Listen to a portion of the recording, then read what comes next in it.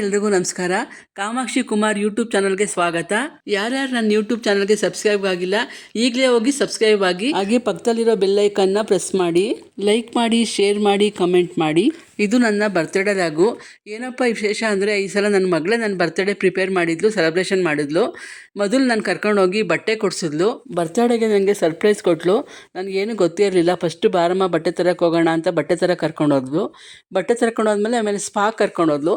ಸ್ಪಾಗೆ ಹೋದ್ವಿ. ಸ್ಪಾಗೆ ಹೋಗಿ ನನಗೆ ಏರ್ ಸ್ಪಾ ಮತ್ತು ಏರ್ ಕಟ್ಟಿಂಗ್ ಎಲ್ಲ ಮಾಡಿಸಿದ್ಲು. ನನಗದು ಗೊತ್ತಿರಲಿಲ್ಲ.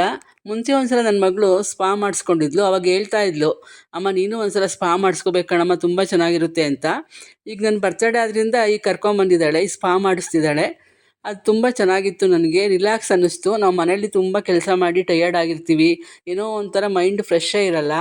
ಅವಳು ಕರ್ಕೊಂಬಂದು ಮಾಡಿಸಿದ್ಕೆ ಒಂಥರ ಮೈಂಡ್ ಫ್ರೆಶ್ ಆಯಿತು. ಒಳ್ಳೆ ಮಸಾಜ್ ಕೊಡ್ತಾರೆ. ಮೊದಲು ಅವರು ಒಂದೇನೋ ಕ್ರೀಮ್ ಹಾಕ್ಬಿಟ್ಟು ಚೆನ್ನಾಗಿ ಮಸಾಜ್ ಕೊಡ್ತಾರೆ. ಆ ಮಸಾಜ್ ಕೊಡ್ತಾಯಿದ್ರೆ ತುಂಬ ಚೆನ್ನಾಗಿ ರಿಲ್ಯಾಕ್ಸ್ ಆಗುತ್ತೆ, ನಿದ್ದೆ ಬರ್ತಾಯಿತ್ತು ನನಗೆ. ಸ್ಟೀಮ್ ಕೊಟ್ಟರು. ಸ್ಟೀಮ್ ಎಲ್ಲ ಒಂಥರ ಅನ್ನಿಸ್ತಿತ್ತು, ಖುಷಿ ಆಗ್ತಿತ್ತು ಸ್ಟೀಮ್ ಕೊಟ್ಟಾಗ. ಆಮೇಲೆ ಸ್ಟೀಮ್ ಕೊಟ್ಟಾದಮೇಲೆ ಮತ್ತೆ ಕೂದಲೆಲ್ಲ ವಾಶ್ ಮಾಡ್ತಾರೆ. ಚೆನ್ನಾಗಿ ವಾಶ್ ಮಾಡಾದಮೇಲೆ ಏರ್ ಕಟ್ ಮಾಡ್ತಾರೆ. ಏರ್ ಕಟ್ ನನ್ನ ಲಾಂಗ್ ಏರ್ ಇತ್ತು, ನನ್ನ ಮಗಳು ಲೇಯರ್ ಕಟ್ಟಿಂಗ್ ಮಾಡಿಸಿದ್ಲು. ನನ್ನ ಕೂದಲೆಲ್ಲ ಕಟ್ ಮಾಡಿಸಲ್ಲ ಸಾಮಾನ್ಯ, ಮನೆಯಲ್ಲೇ ನಾನೇ ಕಟ್ ಮಾಡ್ಕೊಡ್ತೀನಿ. ನನ್ನ ಮಗಳಿಗೂ ನಾನೇ ಕಟ್ ಮಾಡ್ತೀನಿ ಕೂದಲನ್ನ. ಇದೇ ಫಸ್ಟನ್ನು ಕಟ್ ಮಾಡಿಸ್ಕೊತಾ ಇರೋದು. ಹಂಗಾಗಿ ತುಂಬ ಖುಷಿ ಆಯಿತು ನಂಗೆ. ಲೇಯರ್ ಕಟ್ ಮಾಡಿಸಿದ್ಲು. ಏರ್ ಕಟ್ ಆದಮೇಲೆ ಏರ್ನ ನೀಟಾಗಿ ಸೆಟ್ ಮಾಡಿಕೊಟ್ರು. ತುಂಬ ಖುಷಿ ಆಗೋದು. ಮತ್ತು ಸಾಫ್ಟ್ ಆಗಿತ್ತು ಕೂದಲು, ಚೆನ್ನಾಗಿ ಅನ್ನಿಸ್ತು. ನನ್ನ ಕೂದಲಿಗೂ ಒಂದೇನೋ ಒಂಥರ ಖುಷಿ ಇದು ಸಿಕ್ತಲ್ಲ ಅಂತ ಖುಷಿ ಆಯಿತು ನನಗೆ. ಮುಂಚೆ ನನ್ನ ಕೂದಲಿಗೂ ಈಗಿನ ನನ್ನ ಕೂದಲಿಗೂ ಏನೋ ಒಂದು ಸಣ್ಣ ಮಕ್ಕಳು ಖುಷಿ ಪಡ್ತಾರಲ್ಲ ಆ ಥರ ಖುಷಿ ಆಗ್ತಾಯಿತ್ತು. ಏರ್ ಕಟ್ ಮಾಡಿಸ್ಕೊಂಡ್ಮೇಲೆ ನನ್ನ ಕೂದಲು ತುಂಬ ಸಾಫ್ಟ್ ಅನಿಸ್ತಿತ್ತು ಮತ್ತು ಸಿಲ್ಕಿ ಆಗಿತ್ತು, ಶೈನಿಂಗ್ ಆಗಿತ್ತು.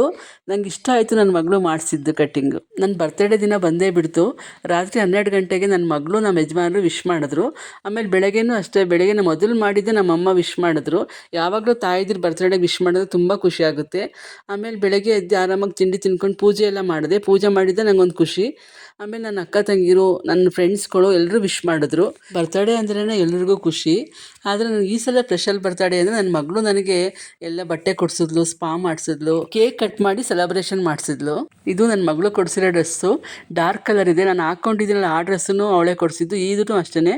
ಇದು ಪಿಂಕ್ ಮತ್ತು ಗ್ರೀನ್ ಪ್ಯಾಂಟು, ವೇಲ್ ಗ್ರ್ಯಾಂಡಾಗಿದೆ. ಹಿಂದಿನ ದಿನ ಬ್ಯಾಂಗಲ್ ಸ್ಟೋರಿಗೆ ಕರ್ಕೊಂಡೋಗಿ ಓಲೆ ಮತ್ತು ಬಳೆ ಎಲ್ಲ ಕೊಡಿಸಿದ್ಲು. ಹೊಸ ಸ್ಲಿಪ್ಪರ್ ಸಮೇತ ಅವಳೇ ತಂದಿದ್ಲು. ಸ್ಲಿಪ್ಪರ್ ತುಂಬ ಚೆನ್ನಾಗಿದೆ, ಖುಷಿ ಆಯಿತು. ಮತ್ತು ಅವಳೇ ನಂಗೆ ರೆಡಿ ಮಾಡಿದ್ದು. ನನಗಿದೆಲ್ಲ ನೋಡಿ ಅವಳು ಚಿಕ್ಕವಳಿದ್ದಾಗ ನಾವು ಅವಳಿಗೆ ಬಟ್ಟೆ ಕೊಡಿಸಿ ರೆಡಿ ಎಲ್ಲ ಮಾಡಿ ಸ್ಕೂಲಿಗೆ ಕಳಿಸ್ತಾ ಇದ್ವಿ, ಇಲ್ಲ ದೇವಸ್ಥಾನಕ್ಕೆ ಕರ್ಕೊಂಡು ಹೋಗ್ತಿದ್ವಿ. ಅದೇ ಥರ ನನಗೆ ಖುಷಿ ಆಗ್ತಿದೆ, ನನಗೆ ನನ್ನ ಮಗಳು ಮಾಡ್ತಿದ್ದಾಳಲ್ಲ ಅಂತ ತುಂಬ ಖುಷಿ ಆಗ್ತಿದೆ. ಹಾಗೆ ನಮ್ಮನೆಯವರು ಕೂಡ ಶಾಪಿಂಗ್ ಕರ್ಕೊಂಡು ಹೋಗಿದ್ರು. ಹಂಗೆ ಶಾಪಿಂಗ್ ಮಾಡ್ಕೊಂಡು ಬರ್ತಾ ಪಾನಿಪುರಿ ತಿನ್ಕೊಂಡ್ಬಂದ್ವಿ. ಮತ್ತು ಹಂಗೆ ಸಾಯಿಬಾಬಾ ದೇವಸ್ಥಾನಕ್ಕೆ ಹೋಗಿದ್ವಿ. ಮನೆಗೆ ಬಂದಮೇಲೆ ನಾನು ಸಂಜೆ ಸುಬ್ರಹ್ಮಣ್ಯ ದೇವಸ್ಥಾನಕ್ಕೆ ಹೋಗಿ ಅರ್ಚನೆ ಎಲ್ಲ ಮಾಡಿಸ್ಕೊಂಡು ಬಂದೆ. ನನ್ನ ಮಗಳು ಕೆಫೆ ಕರ್ಕೊಂಡೋಗಿ ಕೇಕ್ ಕಟ್ ಮಾಡಿಸಿದ್ಲು. ನನ್ನ ಮಕ್ಕನ ಮಗಳು ಕೂಡ ಬಂದಿದ್ಲು. ತುಂಬ ಖುಷಿ ಆಯಿತು ಅವಳು ಬಂದಿದ್ದೀನು. ನೈಟು ನಮ್ಮನೆಯವರು ಹೊರಗಡೆ ಊಟಕ್ಕೆ ಕರ್ಕೊಂಡು ಹೋಗಿದ್ರು. ಫ್ಯಾಮಿಲಿ ಅಂದ್ರೇ ಒಂದು ಬರ್ತ್ಡೇ ಸೆಲೆಬ್ರೇಷನ್ ಮಾಡೋದಂದರೆ ಒಂದು ಮೆಮೊರೇಬಲ್ ಆಗಿರಬೇಕು.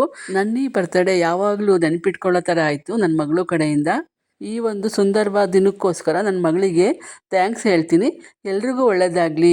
Thank you.